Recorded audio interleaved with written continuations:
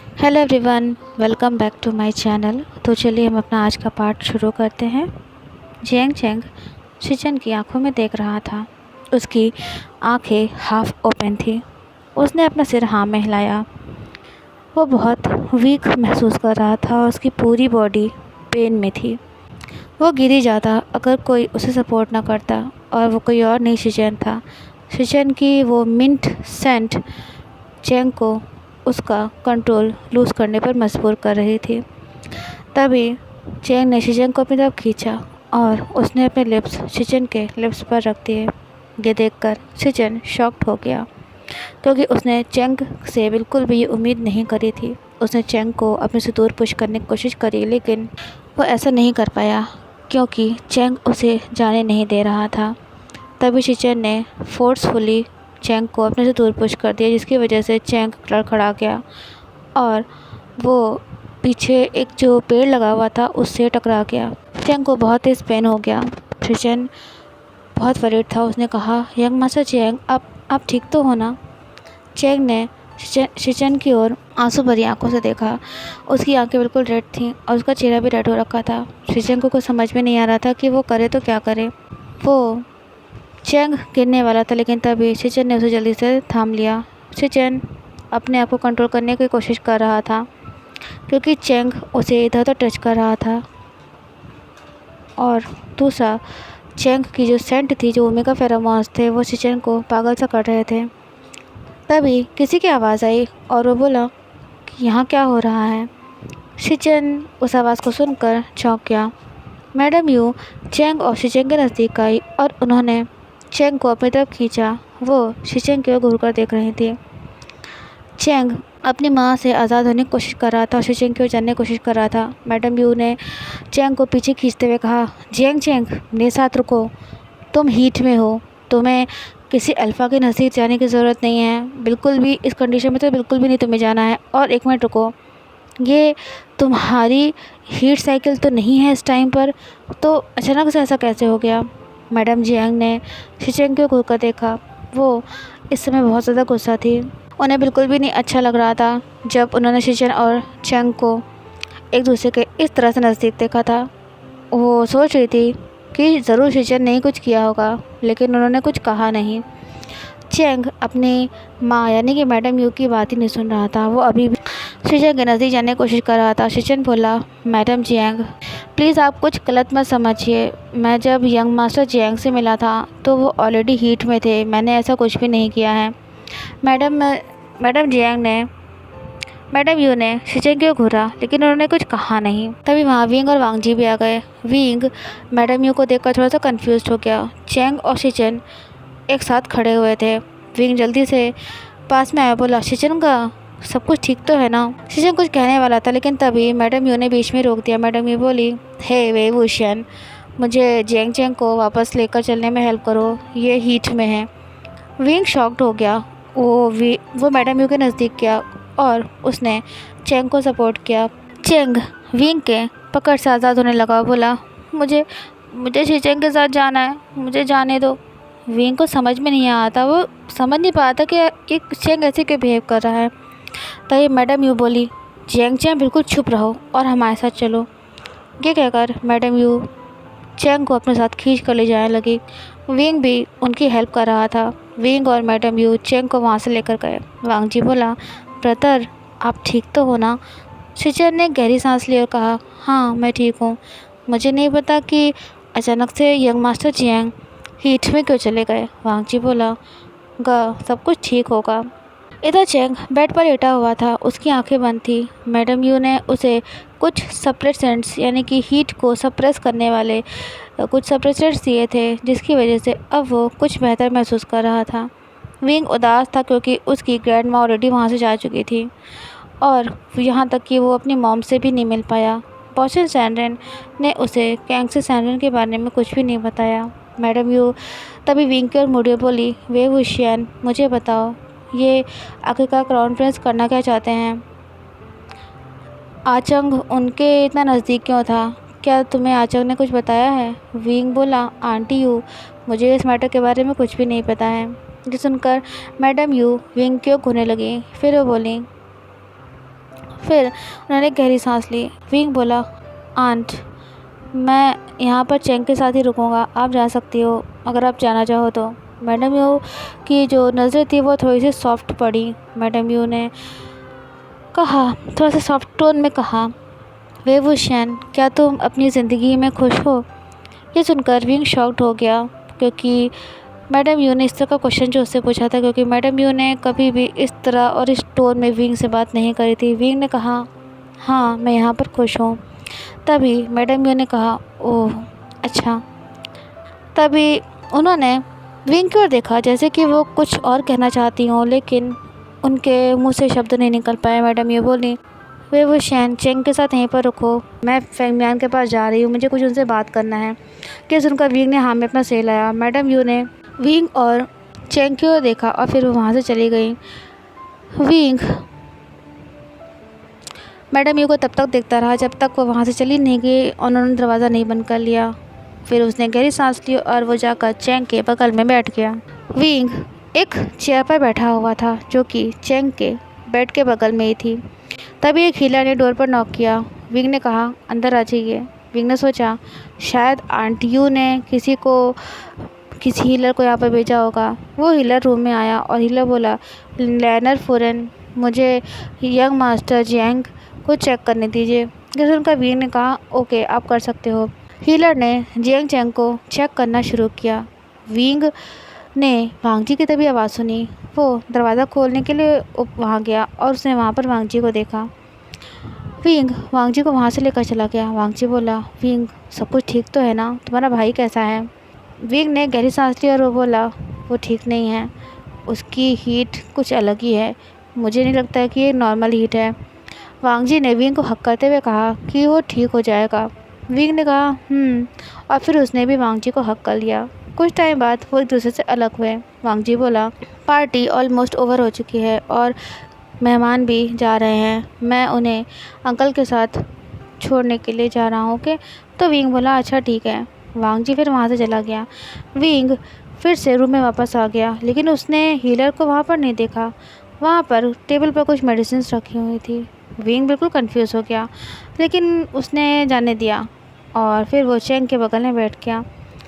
मैं गया बहुत ज़्यादा गुस्से में था, उसका प्लान जो फेल हो गया था। चेंग की जगह जियांग चेंग ने वाइन पी ली थी। तभी उसने एक दूसरा प्लान बनाने की सोची। मैंगया बोला, शिचन, मैं तुम्हें किसी भी हाल में अपना बना करके ही रहूँगा, चाहे फिर मुझे कितनी कोशिशें क्यों ना करनी पड़े। उसने गुस्से में अपनी मुट्ठी कसकर बंद कर ली। शिचन गार्डन में खड़ा हुआ था। लगभग सारे गेस्ट यानी कि मेहमान जा ही चुके थे, सिर्फ जिन्स और कुछ अदर सेक्ट के लोग बचे हुए थे। शिचन बहुत ज़्यादा गुस्सा था। उसने जिस हीलर को चेंग को चेक करने के लिए भेजा था, उसने शिचन को बताया कि यंग मास्टर जियांग की हीट नॉर्मल नहीं है और वो हीट, उनकी बॉडी में हीट किसी मेडिसिन ने ट्रिगर करी है। शिचन सोच रहा था कि कौन चेंग को ऐसी कुछ चीज़ दे सकता है जिससे उसकी हीट ट्रिगर हुई हो।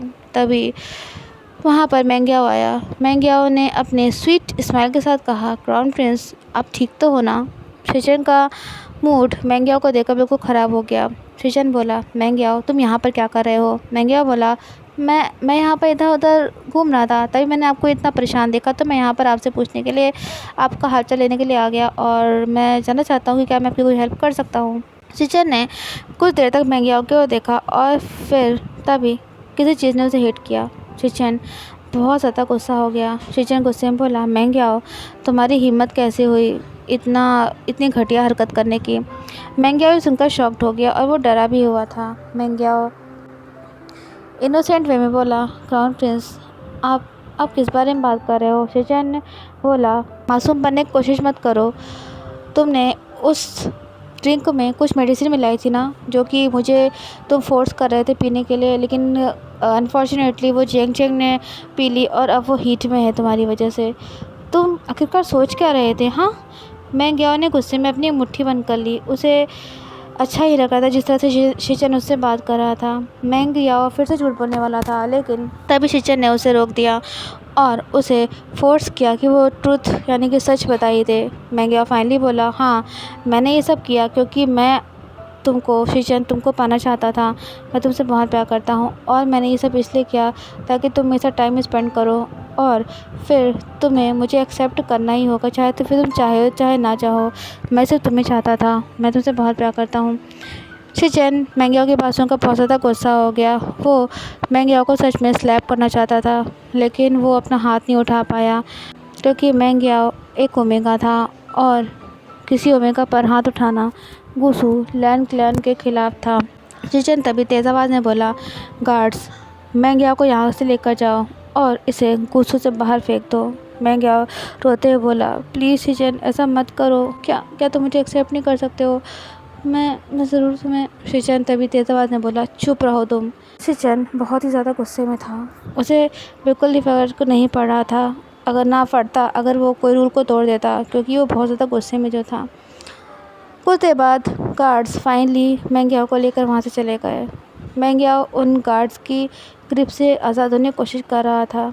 लांचीरन और वांगजी ये सब देख रहे थे। लांचीरन ने शिचन से कहा, यहाँ क्या हुआ था? शिचन ने लांचीरन को सब कुछ बता दिया। लांचीरन और वांगजी भी शिचन की बात सुनकर गुस्सा हो गए थे। जिन गुआंगशान मैंग्याओ के बगल से गुजर रहा था, उसने शिचन और लांचीरन से माफ़ी मांगते हुए कहा कि वो मैंग्याओ को इस हरकत के लिए खुद से पनिश करेंगे। इसके बाद जिन गुआंगशान वहाँ से मैंग्याओ और जिन डिसिपल्स के साथ चले गए। जिन जिशुआन यानली की ओर देख रहा था, उसने तभी यानली को देखा कि वो ओमेगा क्वार्टर्स से बाहर आ रही थी। जिशुआन बोला, यानली हम वापस जाने वाले हैं। भाइयों से मिल चुकी हो? यानली बोली, हाँ मैं मिल चुकी हूँ, लेकिन वो काफ़ी परेशान लग रही थी। जिन जिशुआन बोला, अच्छा तो फिर ठीक है, अगर तुम्हें रुकना चाहो तो रुक सकती हो। यानली बोली, लेकिन मॉम और आशियान यहाँ पर हैं, वो सब कुछ हैंडल कर लेंगे। ये सुनकर जिन जिशुआन बोला, तो फिर ठीक है, चलो हम फिर चलते हैं घर। यानली ने अपना सिर हाँ में लाया और फिर वो वहाँ से चले गए। लांचीरन, शिचन और वांगजी वहाँ से चले गए। इधर मैडम यू चेंग के बगल में खड़ी हुई थी और वहाँ पर विंग भी था। हीलर चेंग को चेक कर रहा था। चेंग दर्द से कराह रहा था। उसका हार्ट बिल्कुल भी नॉर्मल तरीके से नहीं चल रहा था।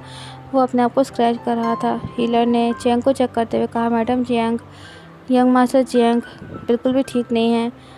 ये सुनकर मैडम यू बहुत ज़्यादा चिंतित हो गई। वो बोली, इसके साथ क्या हुआ है? इसकी हीट अचानक से कैसे आ गई? हीलर बोले, इनकी हीट को ट्रिगर किया गया है। ये सुनकर मैडम यू बहुत ज़्यादा गुस्सा हो गई। हीलर बोला, यंग मास्टर जियांग को कुछ ऐसा दिया गया है जिसकी वजह से इनकी हीट ओमेगा की जो हीट होती है वो ट्रिगर हुई है और इसी की वजह से एक अल्फ़ा की रट भी ट्रिगर होती है। विंग ये सुनकर शॉक्ड हो गया था। उसे समझ में नहीं आता कि आखिरकार किसने किया होगा ये। मैडम यू ने अपनी मुट्ठी बांध ली। उसका दिमाग बार बार कह रहा था कि शिचन ने ऐसा किया होगा, लेकिन उसका दिल इस बात के लिए एग्री नहीं कर रहा था क्योंकि शिचन एक लैन था और लैन इस तरह की हरकत कभी नहीं कर सकते थे। हीलर ने मैडम यू को कुछ हर्ब्स दिए और वो बोला, ये मेडिसिन को सूप में मिक्स करके मास्टर जियांग को दे दीजिएगा, उन्हें बेहतर महसूस होगा और रात तक इनकी हीट ख़त्म हो जाएगी। मैडम ये बोली, थैंक यू हीलर लैन आपकी हेल्प के लिए। तो वो जो लैन हीलर थे वो वहाँ से चले गए और फिर विंग मैडम यू को देखने लगा, जो कि काफ़ी गुस्से में लग गई थी। मैडम यू बोली, वे वुशियन तुम चेंग के साथ यहीं पर रुको। तो विंग बोला, ओके। मैडम यू उसके बाद रूम से बाहर निकल के उसने देखा कि शिचन दरवाजे के पास खड़ा हुआ था। वो उसे देखकर ऐसा महसूस हुआ जैसे कि वो कुछ पूछना चाहा था। मैडम यू ने पहले देखा कहीं कोई था तो नहीं वहाँ पर और फिर वो बोली, क्राउन प्रिंस आप मुझे कुछ कहना चाहते हैं? शिचन बोला। शिचन ने हाँ मेरे पास सिला है। मैडम यू ने धीरे से बोला, क्या आपके दिल में चेंग के लिए फीलिंग्स हैं? ये सुनकर शिचन शॉक हो गया। कुछ देर साइलेंस के बाद वो बोला, मैडम यू साइलेंटली बोली, मतलब चुपचाप बोली, मुझे बताइए। शिचन ने अपनी पूरी हिम्मत को इकट्ठा किया और फिर वो बोला, हाँ मेरे दिल में चेंग के लिए फीलिंग्स हैं। ये सुनकर मैडम यू बोली, काफ़ी अच्छी बात है। अगर आप मेरे बेटे से प्यार करते हो तो फिर उससे अपने दिल की फीलिंग्स को कन्फेस कर दो। मुझे यकीन है कि चेंग के भी दिल में आपके लिए। लेकिन फिर वो बोली, आपको इसका जवाब खुद से ही मिल जाएगा। शिचन ने कहा, क्या यंग मास्टर जियांग पहले से बेहतर हैं? तो मैडम यू बोली, नहीं।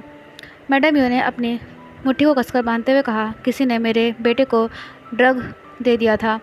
मैं उस पर्सन को मार देना चाहती हूँ क्योंकि उसकी वजह से मेरा बेटा इतना तकलीफ़ में है। शिचन को भी बहुत तकलीफ़ हुई थी, गुस्सा आया था क्योंकि वो उदास था क्योंकि उसकी वजह से ही चैंग इतना ज़्यादा सफ़र कर रहा था, वो इतना पेन में था।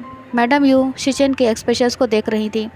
वो समझ गई थी कि ये हरकत शिचन ने नहीं किसी और नहीं करी थी। मैडम यू बोली, क्राउन प्रिंस, मुझे लगता है कि अब आपको यहाँ से जाना चाहिए। शिचन बोला, हाँ, मैं तो बस यहाँ पर यंग मास्टर जियांग की हेल्थ के बारे में पूछने आया था। ये कहकर शिचन वहाँ से चला गया। मैडम यू ने गहरी सांस ली और फिर वो फेंग मियान से मिलने के लिए जाने लगी। रात का समय था। जियांग चैंग की हीट लगभग अब ओवर हो चुकी थी। ये वक्त काफ़ी पेनफुल था उसके लिए। वो नींद में था। फेंग मियान ऑलरेडी जियांग सेक्ट के लिए निकल चुके थे। वो अपने बेटे के लिए बहुत चिंतित थे और वो रुकना चाहते थे, लेकिन मैडम यू ने उन्हें ये कहकर बोल दिया कि उन्हें अपने सेक्ट की ड्यूटीज़ को निभाना चाहिए और वो यहाँ पर रुकी हुई है। अपनी वाइफ की बात सुनकर फेंग मियान ने हाँ में अपना सिर हिलाया।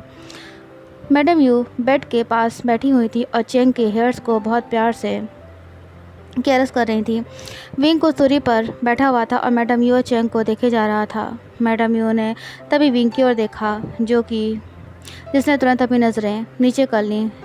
मैडम यू ने गहरी सांस ली। वो बेड पर से उठी और चेंग को उन्होंने ब्लैंकेट से कवर कर दिया। मैडम यू इसके बाद विंग के नज़दीक गई और एक चेयर पर बैठ गई। विंग अभी भी नीचे की ओर देख रहा था। मैडम यू ने तभी विंग का हाथ अपने हाथों में लिया और इसकी वजह से विंग शॉक्ड हो गया। वो शॉकिंग वे में मैडम यू की ओर देखने लगा। मैडम यू ने विंग के हैंड को रब करते हुए कहा, वे वो शैन, मुझे पता है कि मैंने कभी तुम्हें बहुत अच्छे से ट्रीट नहीं किया है। मैं बहुत बुरी तरह से बिहेव करती आई हूँ तुम्हारे प्रति। मैंने तुम्हें यहाँ तक इस मैरिज के लिए भी फोर्स किया। तुम मुझे पक्का हेट करते होगे, जो कि मैंने तुम्हारे साथ जो कुछ भी किया था। ये सुनकर विंग बोला, नहीं नहीं, ऐसा कुछ भी नहीं है मैं तो।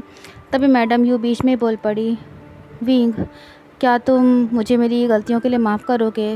विंग को तो अपने कानों पर यकीन नहीं हो रहा था कि ये वही मैडम यू थी जिन्होंने कभी उसे अच्छे से, प्यार से, केयरफुली नहीं ट्रीट किया था। मैडम यू ने विंग के गालों को कैरेस करते हुए कहा, मुझे पता है आशियान कि तुम्हारा बहुत बड़ा दिल है। तुम मुझे ज़रूर माफ़ कर दोगे, तुम अपनी आंट को माफ़ कर दोगे, है ना?